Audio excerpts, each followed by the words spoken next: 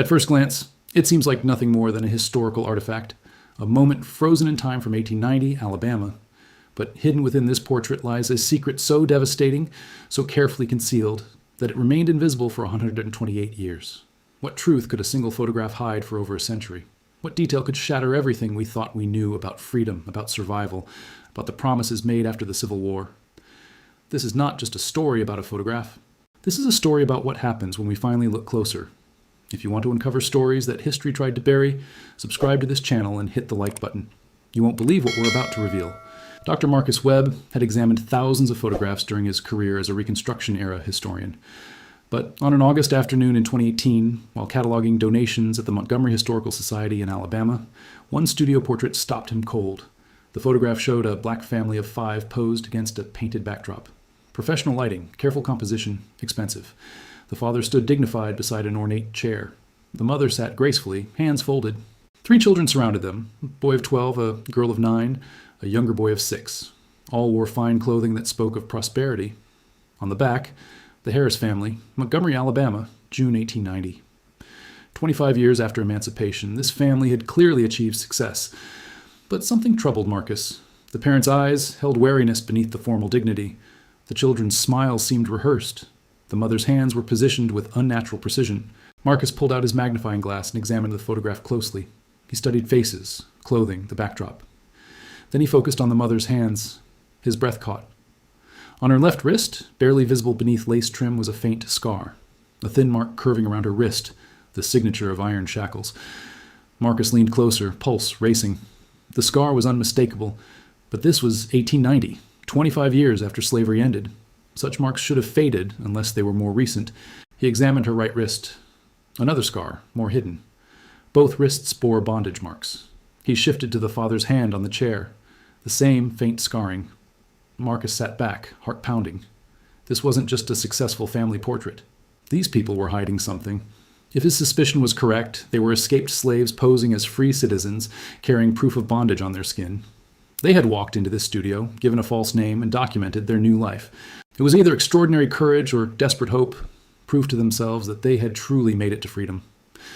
Marcus immediately researched the Harris family. He searched census records, city directories, property registrations, church memberships, anything confirming their existence in Montgomery in 1890. Days passed. Every search came back empty. No Harris family matching this description appeared anywhere. No property, no business licenses, no voter registration, nothing. The absence was evidence itself. Prosperous free black families appeared in civic documents. Complete invisibility suggested deliberate hiding. Marcus expanded his search across Alabama, finding several Harris families, but none matched the photograph's ages or composition. Then Marcus changed his approach. What if Harris wasn't their real name? Escaped slaves commonly took new identities, new name, new city, new life. Praying, no one asked questions. He contacted colleague Dr. Evelyn Torres, specialist in photographic analysis and African-American migration. Evelyn examined high-resolution scans in her lab. The scarring is real, she confirmed. Both parents show marks consistent with long-term shackling. But look at the positioning. She pointed at the screen. The mother's wrists are angled to minimize scar visibility. The father's placement does the same. Those lace cuffs aren't decorative. They're concealing evidence. They knew the scars showed, Marcus said quietly. They tried hiding them. Evelyn zoomed in on the mother's wrist, but not completely. Any professional photographer would have noticed this scar and repositioned to hide it entirely, unless the family insisted on this exact pose. Why not hide them completely? Marcus wondered. Evelyn considered carefully. Maybe they wanted casual observers to miss them, but knew someday someone looking closely would see the truth. Maybe this photograph was insurance, proof of what they escaped, hidden in plain sight. Marcus felt chilled. We need to find who they really were, where they escaped from. He spent the next week in archives, searching plantation records and newspapers. If they'd escaped, there would be documentation. Even after 1865, owners hunted people who left, calling them absconded contracted workers. Finally, Marcus found it. Montgomery Advertiser, April 1889. Reward for Joseph and Ruth, contracted workers who abandoned obligations at Riverside Plantation, Georgia, March 1889. 3 children missing. Contact Thornton Estate. Joseph and Ruth, not Harris. Escaped from Georgia 14 months before this photograph. The description continued. Joseph, age 35, carpenter. Ruth, age 30, seamstress. Dangerous fugitives. Dangerous for wanting freedom. Marcus contacted Georgia State Archives, requesting Riverside plantation records. Within days, digitized documents revealed brutal machinery. Riverside operated on debt peonage, contracts binding formerly enslaved people in perpetual servitude, differing from slavery only in name. Records showed Joseph contracted in 1875, 10 years after emancipation. His contract claimed debts for food and shelter during transition to freedom. Ruth was contracted in 1876. They married in 1877, documented as if the owner's permission mattered. Each child's birth increased their debt. Ledgers showed charges for midwives, extra rations, lost productivity. First child 1878, second 1881, third 1884. Each birth added $50 to $75, impossible amounts when labor was credited at pennies daily. The arithmetic was designed to be inescapable. Marcus traced their account balances year by year. Despite constant labor, debt grew. By 1889, Joseph and Ruth owed over $800. They would need decades more work, and new charges ensured they never succeeded. The contracts were legal masterpieces, dense language appearing legitimate while creating permanent bondage. Joseph and Ruth agreed to work until debts fully satisfied, with the owner having sole authority over amounts and satisfaction. No appeals, no oversight, no escape. Worse were provisions allowing transfer of obligations, meaning they could be sold, though paperwork called it contract assignment. Marcus found evidence of 3 transfers between 1875 and 1885 before Riverside. Plantation records showed Joseph and Ruth present for work, March 12, 1889. By March 13th, they'd vanished with 3 children. Immediate search organized, law enforcement notified, rewards posted across Georgia and Alabama. But they'd planned carefully. March was planting season. Plantations focused on crops. Guards watched fields, not quarters. Joseph's carpentry skills meant knowing how to move silently, avoid roads, cover tracks. Montgomery was 100 miles from Riverside, reachable on foot in 2 weeks, traveling nights, hiding days. Far enough owners might not search immediately. Montgomery had a growing black community where newcomers could blend, find work, disappear. With Joseph's carpentry and Ruth's sewing skills, they possessed marketable talents requiring no references. Construction boom meant work without questions. Cash payment, no documentation. In black communities, good work mattered more than papers. By July 1889, church records showed Harris Joseph Carpenter joining Dexter Avenue Baptist. They'd made it. They'd disappeared successfully. Marcus pieced together how Joseph and Ruth survived those first desperate months. With marketable skills, they found work quickly. Joseph on construction sites where bosses cared about ability, not background. Ruth taking sewing at home while watching children. No references needed, just good work and word of mouth. Church records from Dexter Avenue Baptist, July 1889. Harris, Joseph, carpenter. Wife Ruth, seamstress, 3 children. No prior address, no previous affiliation documented. They chose Harris carefully, common enough not to attract attention, not so common anyone would question it. Arrived late March or April 1889, found work immediately, felt secure enough by July to join church. Significant step showing they believed they'd successfully disappeared. But fear remained constant. Every door knock could be slave catchers operating as contracted worker recovery agents. Every white stranger could represent Thornton Estate.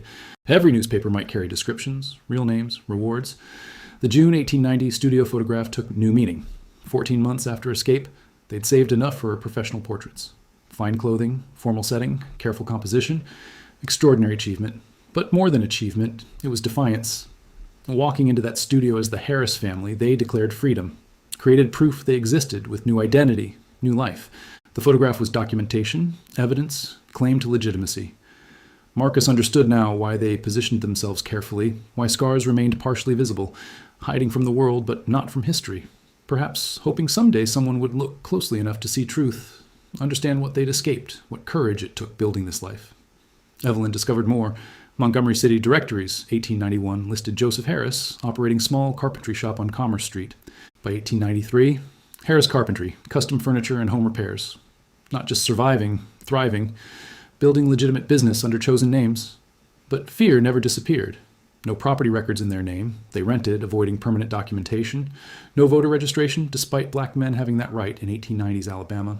No business licenses requiring extensive paperwork. They remained invisible while building life. The studio portrait represented peak of their success and greatest vulnerability.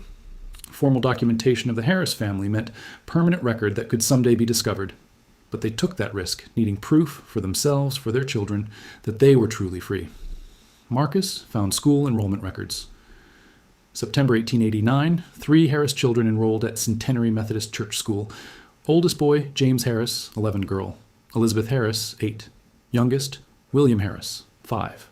Get them false names, like parents, but real education, real opportunity, consistent attendance through early 1890s. These children learning to read, write, skills parents likely never fully acquired. This was why Joseph and Ruth risked everything. Marcus's research took devastating turn when Evelyn found a death notice. Montgomery Examiner, February 1897. Harris, Ruth, age 38. Suddenly, survived by husband Joseph and 3 children, services at Dexter Avenue Baptist Church. Marcus read it repeatedly, heart sinking. Ruth died just 8 years after escaping to freedom at only 38. Suddenly suggested accident or acute illness, not prolonged sickness. The studio portrait from 1890 had captured Ruth in one of her few moments of peace. 7 years later, she was gone, leaving Joseph to raise 3 children alone under false identity, still fearful of discovery. Harris' carpentry business disappeared from city directories after 1897. Church records showed Joseph through 1898, then nothing. Children's school enrollment ended 1897. The family had left Montgomery entirely, perhaps unable to sustain themselves after Ruth's death, perhaps finally discovered by Thornton agents. Evelyn suggested searching other cities where Alabama black families commonly migrated. Atlanta, Birmingham, Nashville, northern cities like Chicago and Detroit. Weeks passed with nothing. Then, genealogist Dr. Patricia Holmes in Philadelphia emailed Marcus. "I may have information about your family," she wrote. "I've been researching black migration to Philadelphia in the 1890s. Found records that might match." Patricia had discovered Mother Bethel AME church records listing Joseph Harris, carpenter, joining August 1898 with 3 children, James, Elizabeth, William. Ages don't quite match your Montgomery records. These children listed slightly older. Could be intentional misrepresentation. What caught my attention was notation: family relocated from Alabama following death of wife and mother. Marcus's pulse quickened. Joseph had fled Montgomery after Ruth's death, taking children north to Philadelphia where they could truly disappear. Philadelphia in 1890s had substantial black community with established churches, schools, mutual aid societies. Skilled carpenter could find steady work. Children could attend better schools than southern options. Most importantly, Philadelphia was far enough from Georgia that Thornton Estates' reach would be limited. Marcus found additional records showing Joseph Harris operating small carpentry business in Philadelphia's 7th Ward, 1899 to 1911. Business appeared moderately successful, employing several workers by mid-1900s. Property records showed Joseph purchased small house in 1905, first time owning property in his own name, even if that name remained false. After decades of bondage, contracts, and fear, Joseph Freeman finally owned something. The children's records were harder to trace. James attended Philadelphia public schools through 1895, then disappeared, likely began working after mother's death. Elizabeth appeared through 1898, William through 1902. What happened after? Did they know their real family name? Did Joseph tell them about Riverside, the escape, the life they'd fled? Marcus found possible answers in unexpected place. Death certificate from Philadelphia, 1918. Joseph Harris, age 64, carpenter, died of influenza during epidemic, survived by sons James and William. No Elizabeth mentioned, suggesting she'd married, changed surnames, moved away, or died. The certificate listed Joseph's birthplace as Virginia. A lie, since plantation records clearly showed him at Riverside since 1875, likely born in Georgia or sold there young. Even in death, Joseph maintained false identity, protecting his children. His real name, real history, courageous escape, all buried with him under Harris' name. Marcus felt profound sadness for a man who'd lived entire adult life hiding, never able to claim his true identity, never recognized for extraordinary courage. Joseph Freeman had escaped slavery twice, first in 1865 when emancipation supposedly freed him, then again in 1889 when he took real freedom for himself and his family. Patricia Holmes made crucial breakthrough. Searching Riverside records more carefully, she found document Marcus initially overlooked, marriage record from 1877. Joseph Freeman, age 23, to Ruth Williams, age 21, both contracted workers of Riverside Plantation, Burke County, Georgia, marriage approved by estate management.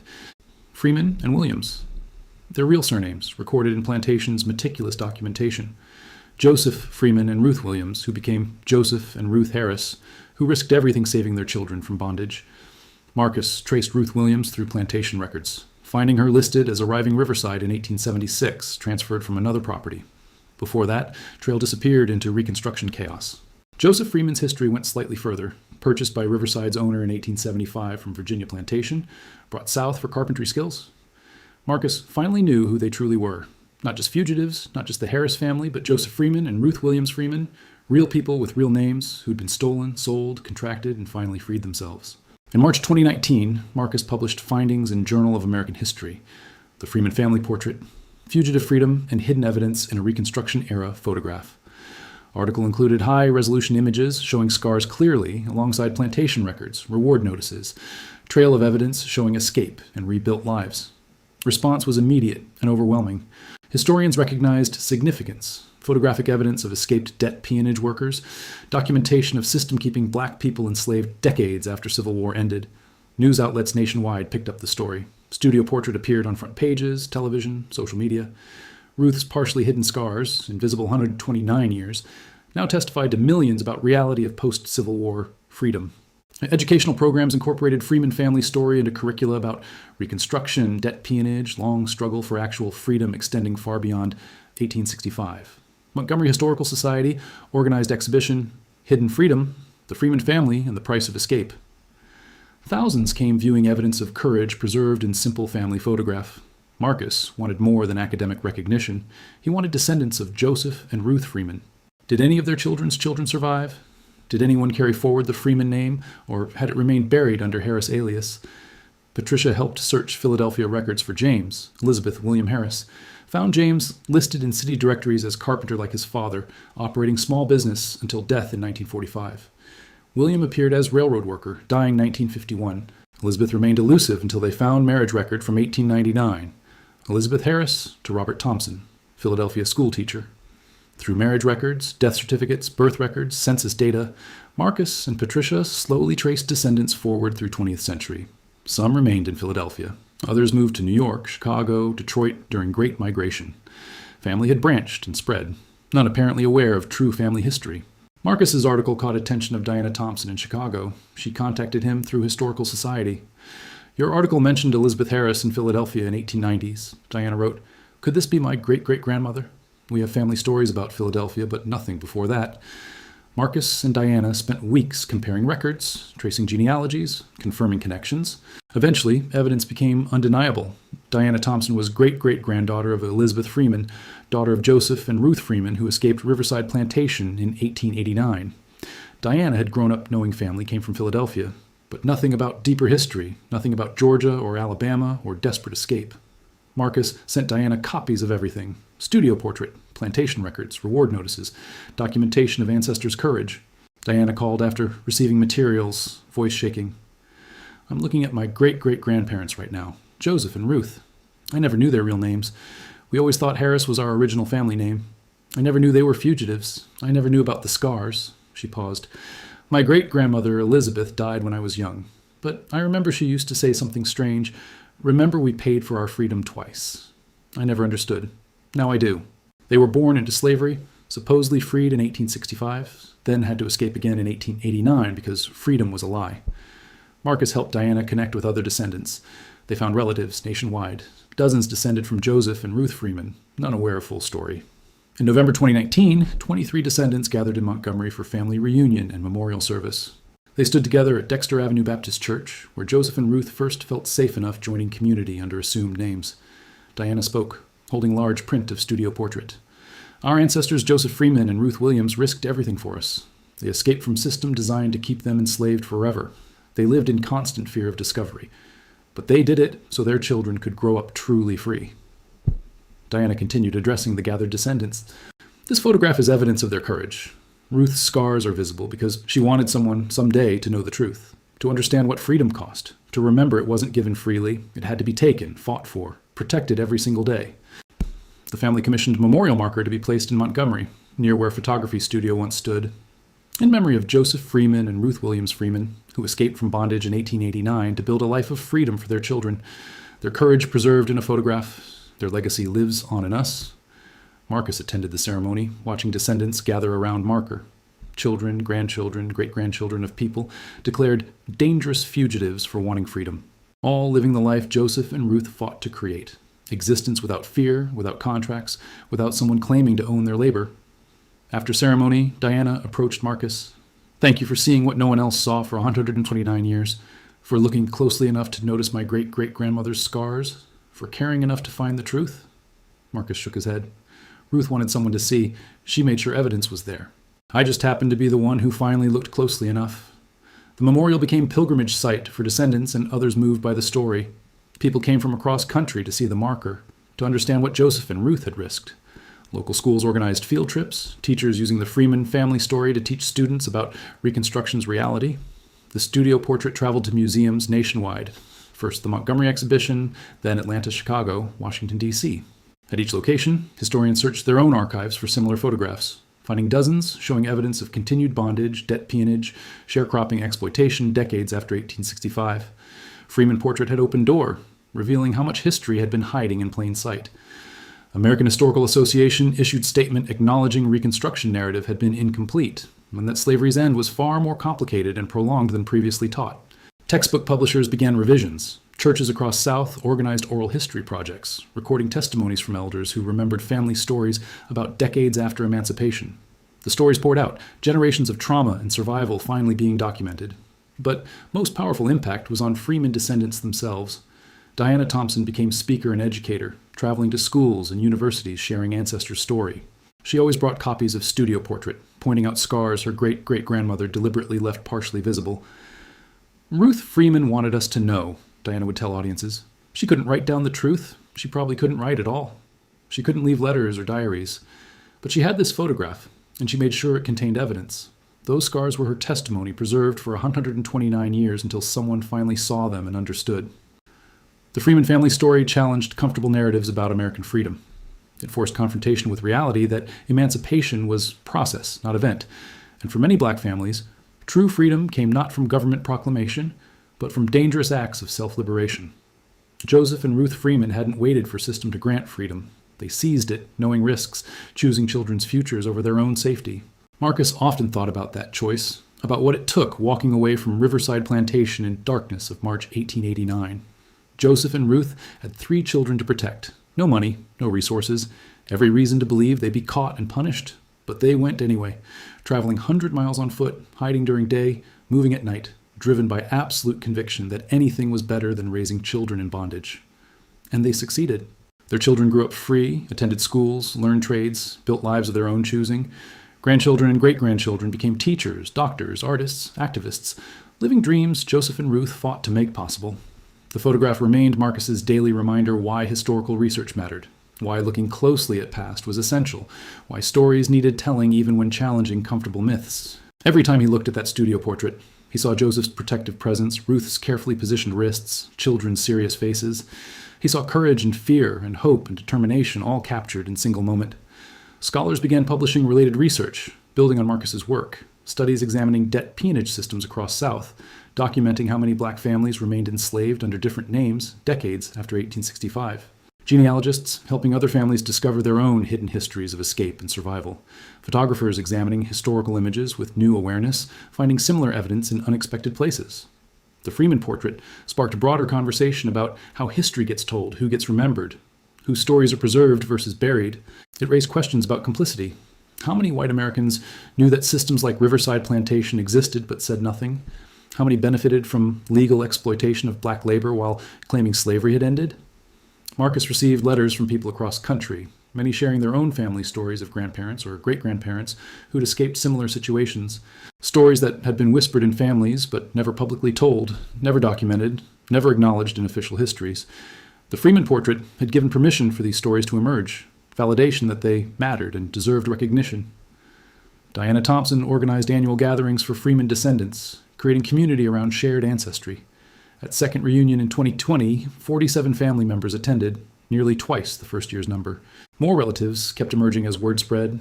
DNA tests confirmed connections. Genealogical research connected branches, separated for generations. The family Joseph and Ruth had fought to protect and free was coming back together, stronger than ever.